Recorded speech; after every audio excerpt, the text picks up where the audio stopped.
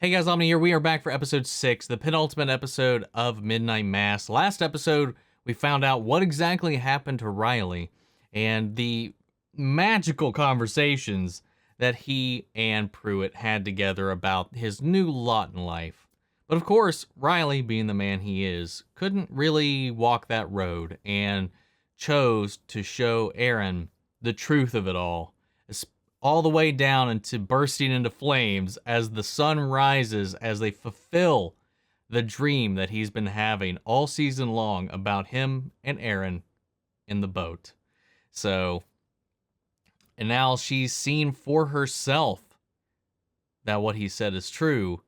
And we have 2 episodes to go. We have a growing army, as it were, being formed under the guise of this church. Even Sarah's mother herself, coming back for the very first time and attending this mass for her first time in many years out of her own bed, comes and realizes that this is not what she remembers, this is not what she believes, and leaves. But everybody else is just eating it up. So I'm really curious to see where things go from here. So we're going to go ahead and hop in, guys. So if you're part of the 67% of people that are watching the channel, you're not yet subscribed, or maybe you're tuned in for the first time here today, I really hope if you enjoy this reaction, maybe you'll stick around, leave a like. I'd really appreciate it. Hit that subscribe button.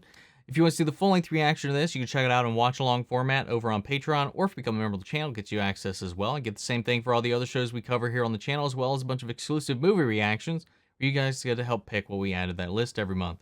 Got monthly Q&As, behind-the-scenes footage, trying to make it worth your while since you are going out of your way to support the channel. But I know not everybody can do that, and a simple way you can help us out is just by liking, commenting, subscribing, and sharing these videos, because that engagement really goes a long way with helping YouTube promote the channel.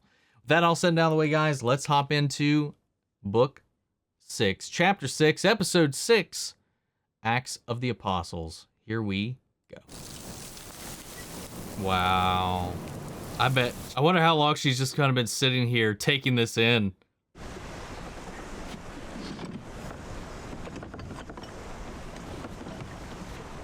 Man, that sucks too. I didn't think about that, the way those are positioned. She has to sit where he sat if she wants to row back.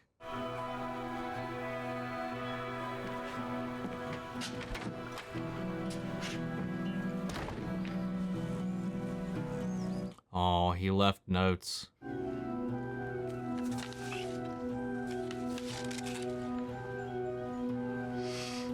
I want to know what's on their letters. Aaron, I need your help. She's like literally the only other person on the island that probably hasn't partaken in any of this. Maybe students should wash their hands after performing the autopsies before going into the birthing ward. So we started a mandatory chlorine hand wash. Lo and behold, death rates plummeted. Got rid of that crazy, silly hand wash. Mortality rates went right back up again. So yeah, Aaron, your story is crazy. Let me tell you something crazy while we're at it. About her mom? And I've been trying to understand it quietly for now, because if I told anyone in the medical community what I'm seeing here, they would think that I'm crazy. Here we go, blood boiling. He literally combusted in the sun. That is batshit, hold the phone, padded room, clozapine, insane.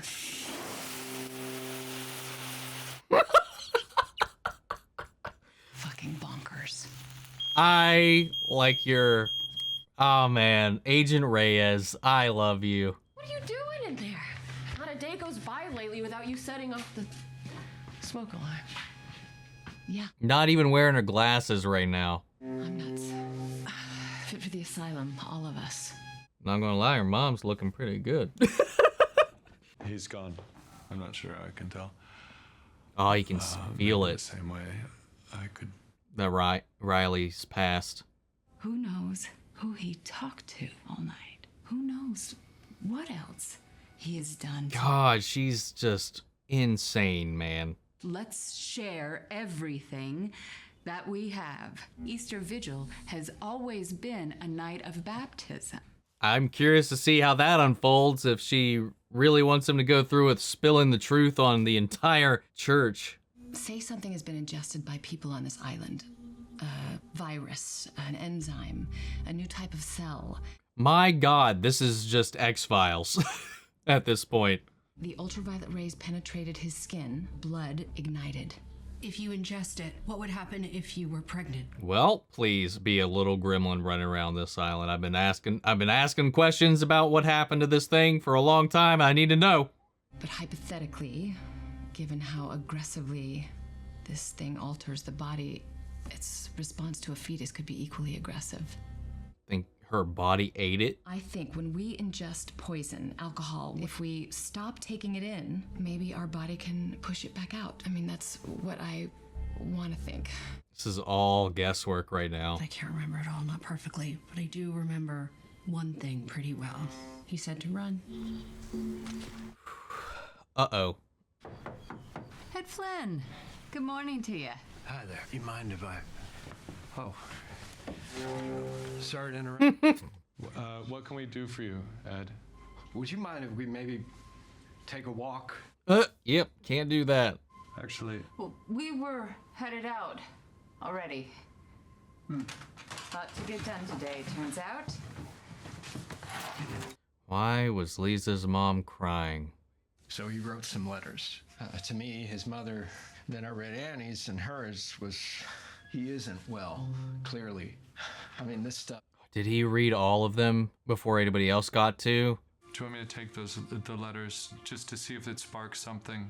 Yeah, I was going to give them to you anyway. One of them is made out to Monsignor Pruitt. I did... Oh, fuck. If he even remembers who Riley is anymore. Well, I thought you'd know best if we should send it to him. Altar boy to his priest, I thought maybe, I don't know. That scene breaks my heart, man. I was just nervous about whether or not he was going to actually be able to walk out of there or not. Riley's dead. We have always tried, our whole family, we have always tried to be there for you, and we have always been. Oh, gosh. Why would you say something like that? Because it's the truth. You're telling me there's a contagion being spread intentionally. What exactly are you asking of me? Well, I suppose I'm asking you to look into it. Look into... Did I ever tell you why I moved here? It's almost as if nobody asked. I was 21 when the towers went down. I wanted to protect this country. And I'm promoted again, detective now. I'm helping the FBI fight terrorists. We're taking collars and leaning on them hard if they're Muslim. I thought we were supposed to be fighting terrorists, not flipping some pothead student in Queens to spy on Americans. So I complain gently one time, and suddenly I'm out of plain clothes. I keep my head high. Dignity. Dignity is a word my wife uses. And then she's diagnosed, and she's robbed of her dignity, and then she's gone. Ali and I get as far away as we can. You know, maybe here's where we make a difference. Not in the big city, but in this tiny village. So I don't intimidate. I don't even carry a gun. And still, Beverly Keene, and a few others too, look at me like I'm Osama bin fucking Laden. And you'd like me to investigate St. Patrick's? God damn, man.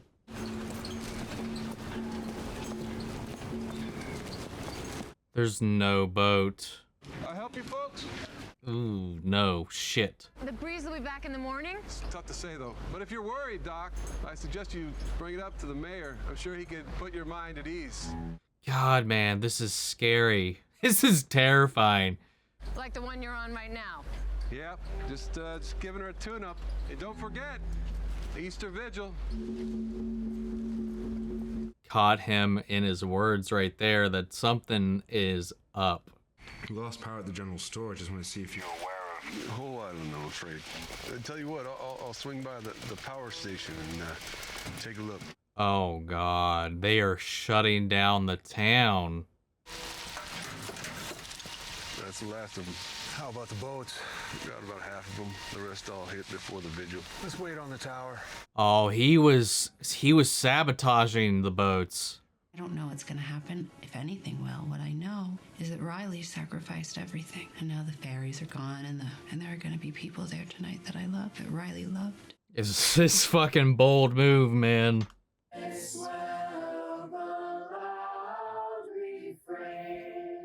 Happy Easter. Wow, they're all going.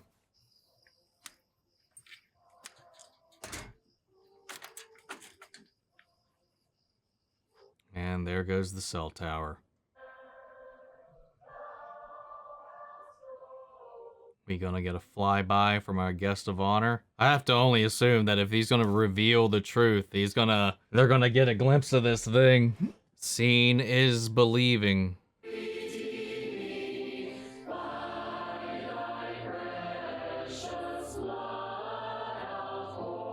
Oh no, the sheriff's there. Everyone's there, man. Oh God. Oh no. Like somebody should stay back just in case.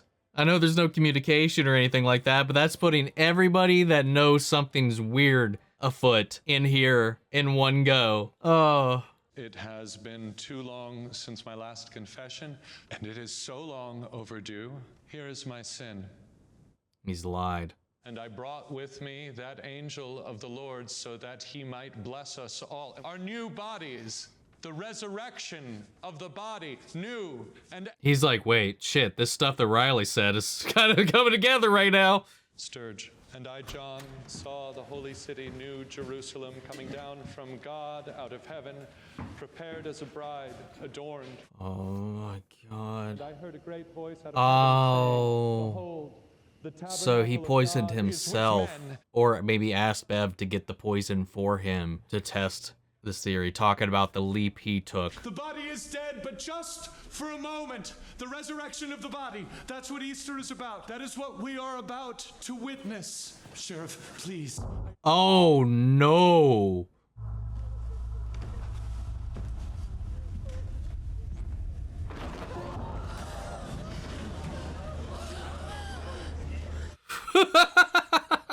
Oh my Lord, man.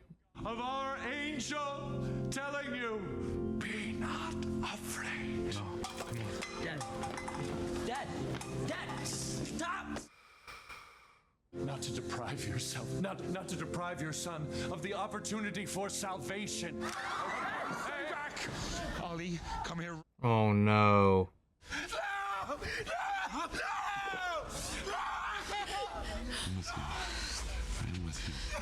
No! Oh no. It's okay. Honey, I can help you. Listen, if you're scared, I can help you. Oh my God.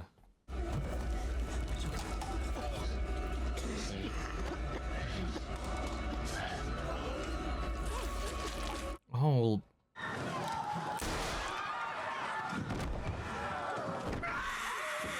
No! Thank God. Lock them! No. Spitting in the face is such a gift. Remove this, Sheriff. Take him out back. We'll need food soon. Stirred? Oh, she hasn't been changed. There's no one here to hold any of them back from... Brothers and sisters, rejoice! The first of the apostles awakes, and they will be thirsty for communion. Oh no. Oh, honey. Oh, it's amazing. Candles are... they're singing. She's gonna eat her. Oh no. Oh no. Oh no.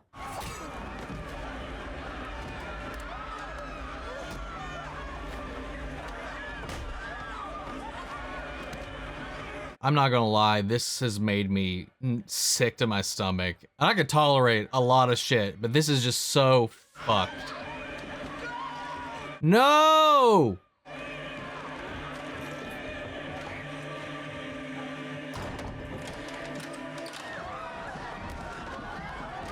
Oh my Lord.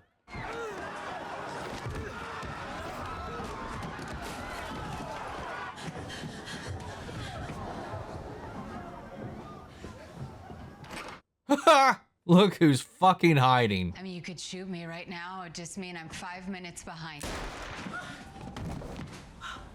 We have 5 minutes. Oh, fuck you. Wow, what a fucking hypocrite, man. Can't even go down with everybody else. Preaching, talking, but so afraid to walk with everybody else. Or was that false bravado from the previous episode? What the shit? I don't fuck. I'm so glad. Shit. I forgot. It didn't matter. She would just get back up. But still, why hide?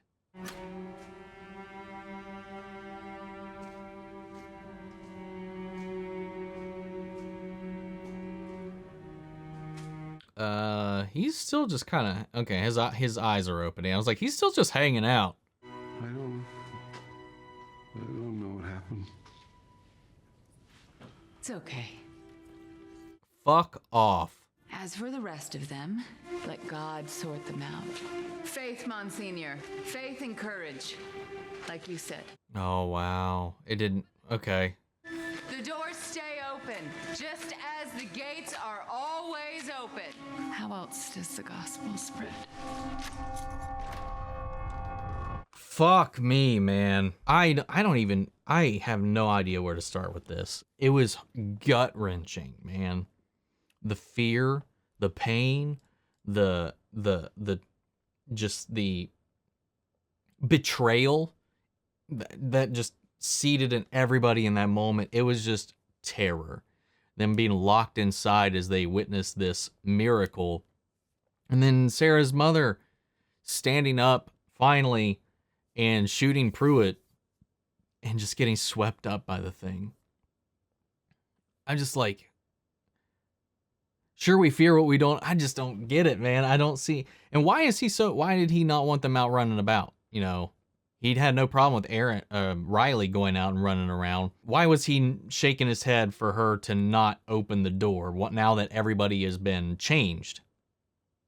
Now that everybody has been converted? Like, I'm not exactly sure what's going on there. Did he have a change of heart? Did he have some other plans that maybe Bev doesn't have? It's weird to me, yet not surprising at all, the approach that she took. Like, she's now, with him down and out, she's the one speaking for him. She's even talking down to him.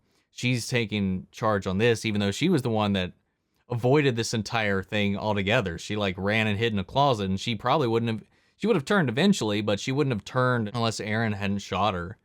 So it's like she talks a big game, but when it comes to confronting it for herself, she's just like, I don't know.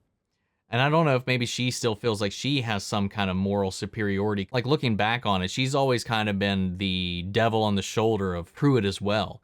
Like, she was the one reinforcing him most of the times in his moments of like terror and desperation when these things are changing. And sure, he had his beliefs. He believes this thing is an angel and all that. But even when he had his doubts, when he didn't know what to feel, it was really her voice that was echoing through everything. So at the end of this, I don't know. I wouldn't say that they're on different tiers or anything like that, or compare one over the other, but it seems like Bev has kind of been playing her own game this whole time in some way. And where she maybe poisoned the dog initially, they definitely framed it to where we were supposed to think that she did the same for him. But that was his leap of faith. You know, she got it for him from the cupboard because we saw her putting it back, but he chose it. That was his leap of faith. He was afraid, but he did it to test this whole thing and kind of kick that off. But at the end of the day, like I said, it just comes back. It speaks loud and clear, and actions speak way louder than words. While this was all going on, what was there to fear? There was nothing to fear. There was immortal life to be had, right? That's what they're spouting. That's what they're talking about. Why would she hide? The moment everybody started looking at her all hungry, she got the fuck out of there. She didn't want to be munched on is the thing. She didn't want to be food. She wanted to not be part of that chain. She didn't want to be degraded in that way because, again, she sees herself as morally superior and physically superior than everybody else in the town. She's just such a narcissist. And now she's just overriding Pruitt now that he's kind of incapacitated. But this thing, like I said, sure, those verses exist. And like I said in the previous video, you can find anything in there to twist and turn into whatever you want. But I feel like the one thing, sure, do we fear what we don't understand? Sure. Will we see an angel and be afraid? Probably. But that is not how an angel has ever been depicted. Will we fear this manifestation, this creature coming from down above, wings in tow, fiery sword of flame, all that jazz, and doing things we can't even fathom and be concerned, probably. That's a fucking demon, man. At very least, maybe we can talk on the loose term here, because a lot of demons were once upon a time angels. I mean, Lucifer was a fallen angel, and their fall resulted in change, and their sin resulted in change. So, angel, I guess, still loosely does fit the description of what this thing is, but by all intents and purposes of what is written down, probably says, big old red flashing letters, don't trust that motherfucker. And he just was like, oh shit, he fixed me, must be good. No, man, it's an infection, it's a disease. You know, this thing wants to repopulate, it wants to grow, it wants to spread. And you're just, as this episode is kind of entitled and talking about, just an apostle of this thing. And just like sin wants to spread, wants to corrupt, wants to consume, is a virus. And this thing may grant you some pretty cool powers, but it comes with such a cost that so clearly to me is evil. If something is making you feed on your brothers, your sisters, your family, your friends, that's not a good thing. That is not a good thing. Something that keeps you out of the light, that's not a good thing. I'm just saying, like, there's, I don't know, man. It seemed like he was going down a dark path, and then this thing gave him a little sliver of life at the end and restored him, and he was just like, all right, buddy, what do you need? Then again, like I said, you can find anything you want in there and bend it to your will. And that's where his mind went, and now he's infecting others with this belief. And I'm just glad that, like, Lisa, Warren, Ed, and I actually don't know the mom's name, Riley's mother, got the fuck out of there. But, of course, Ed held him off so the others could get out, so he didn't quite make it. Sheriff, that was awful, man. Just the hurt and the pain in his eyes of, like, knowing in his heart that this wasn't right and losing his son to this whole thing. Now that's one, now that could be a very strong metaphor and allegory to, you know, losing somebody to a faith you don't believe in, which was kind of what was happening there. But this is like the extreme version of that, where this was like literally going to kill him and turn him into some monster. And the pain, the hurt, the fear as his son like imbibes this poison and starts to turn. I half expected Ali to get up and just like lunge right at Bev's neck. I mean, Sturge was eyeing her real hard, and I'm so glad that Lisa got out of there before her mom started munching on her. I mean, look at that little girl that's, I think Sturge like was looking down, like he fed on that tiny innocent little girl, and just like was like, he was even like, what have I done? And then who's there to quell that fear? Bev. God damn it. And this thing just ran off with Sarah's mom. That fucking irks me, man. It really does. I like that little trio that came together in this episode. As, you know, Annabeth was trying to, you know, she's pulling out all of her old X-Files alumni skills in investigating this supernatural event with science, even though that wasn't her character before. She was kind of the mystic. She was the molder of her era, but still, like really kind of tackling this thing with the scientific method and coming up with a pretty solid case for what this thing is, which is classic. Well, I wouldn't say classic, but more like modern vampirism. You know, it's a virus. It's a thing that spreads and makes you consume blood. It is a thing that attacks your cells. It gives you these gifts, but it comes at a cost, you know? And it's this thing that wants to spread. And very much so like, oh, I keep referencing it, Blade. Much so like modern zombie lore as well. It's just kind of a different version. It's a different undead creature, but the same premise. They work as a hive. They work as a unit. They can hear each other. It is in essence a walking like mobile, weaponized virus that is sentient beyond just the base instincts. This has a will, it has a purpose. And that will and that purpose can be corrupted. And it's just fucking, it's the fact that like everybody, they turn back is, I wish I could remember the sheriff's name, man. I really do. When he was walking out and then the angel was just standing in the doorway adorned in robes. And then just the reveal with the wings and everything to everybody. And dude, yeah, nope. Big old nope. Red flags everywhere, man. And just the suicide cups and everything. It was just, I don't know, man. That stuff has happened a lot. Like these mass gatherings where this happens. And it's just, it fucking irked me, man.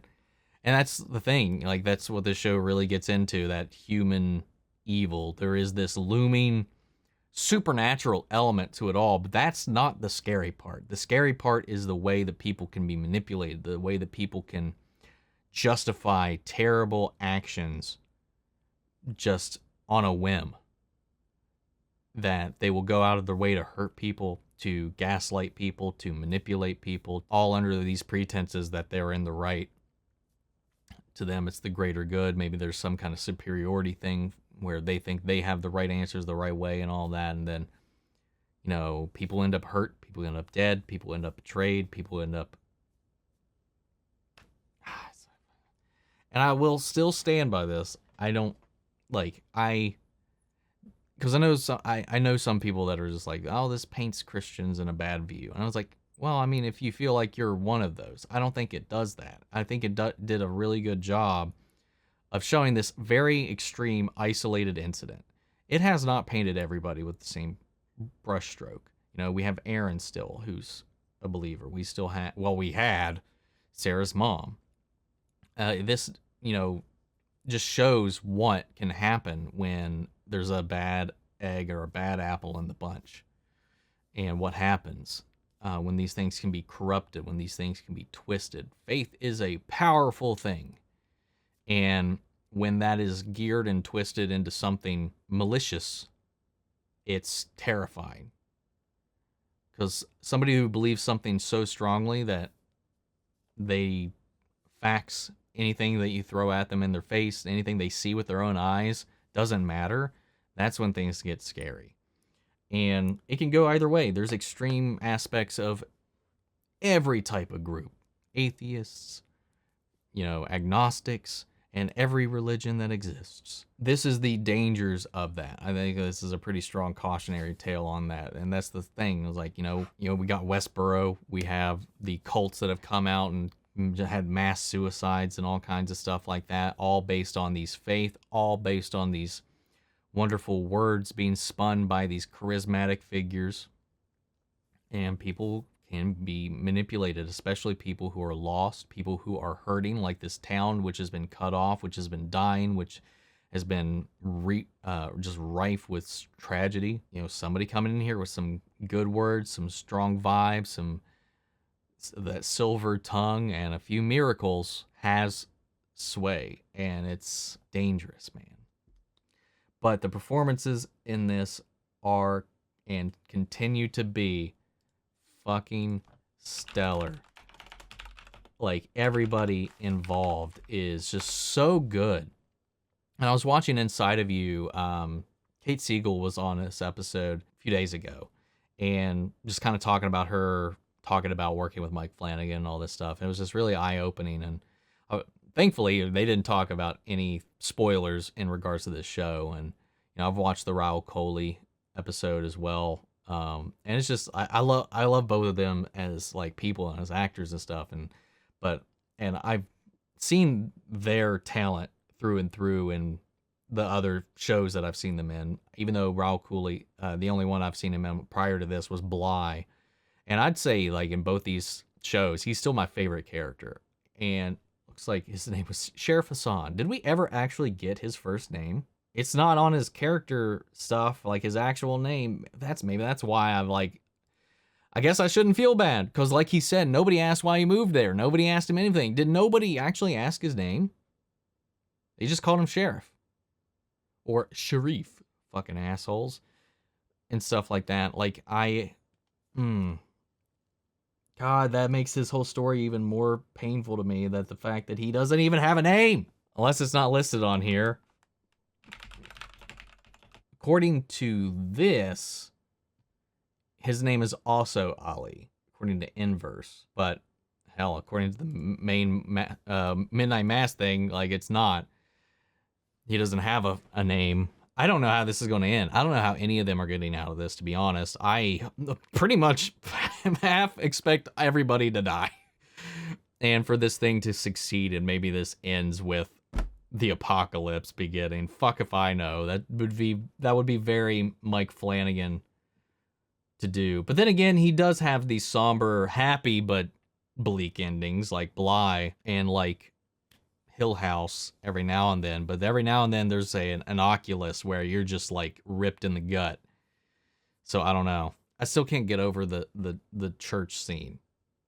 Like, everything was just calm and build, and also the way they systematically cut everyone off from getting rid of the ferry, getting rid of the bell to call the ferry, and individually sabotaging all of the mechanical boats around the island, turning off the power, cutting off the cell towers, legitimately trapping everybody here on the island so this can't get out.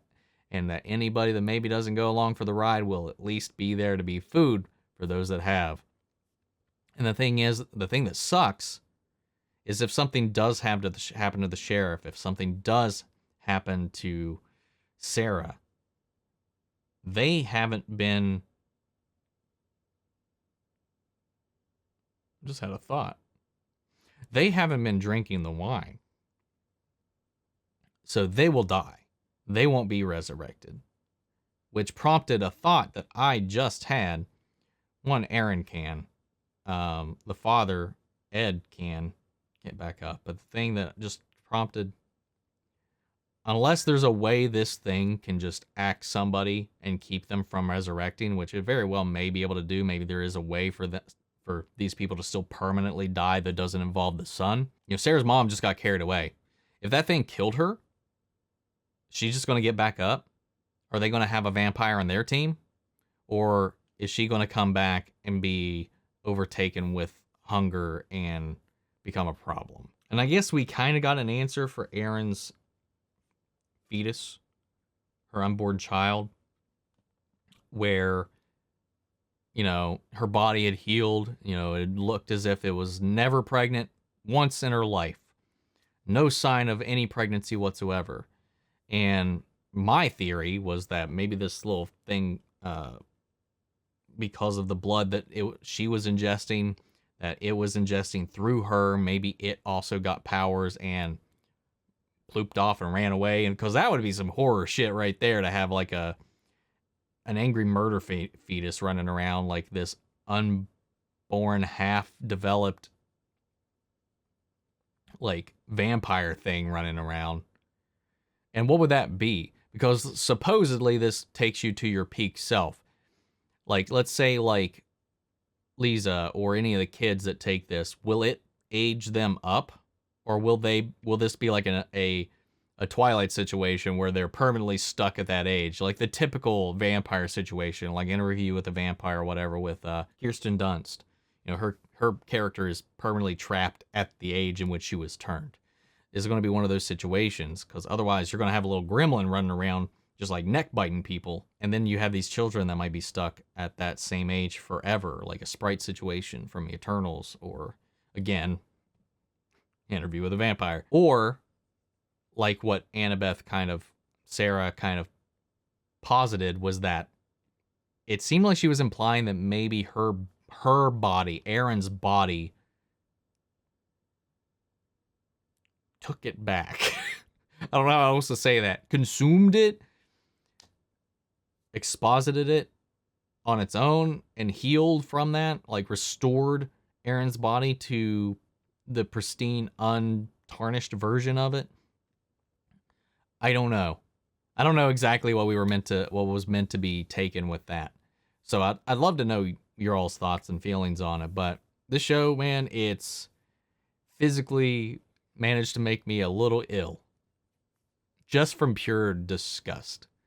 And not at like grotesqueries, at just the acts, what was being done to these people, how they were manipulated, how they were guided, how they were trapped, how they were treated like cattle, and how they were literally just gored and feasted upon. Like, I can handle gore, I can handle blood, I can handle all that stuff, but like, it's just, I don't know, something about when this turned into a Jonestown incident, that's when I got a little unsettled. I'm not gonna lie.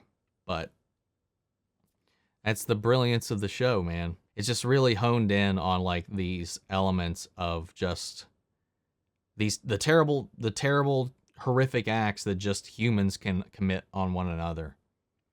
And that's the scariest part. And we're just seeing hell, man, in the US right now. It's like every fucking day there's something going on that is just,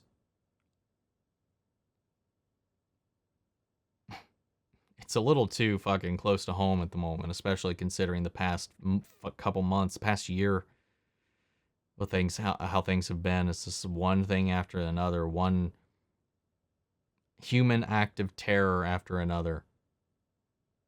And it's just, maybe that had part of it too, had something to do with it too, why this scene hit me particularly hard today.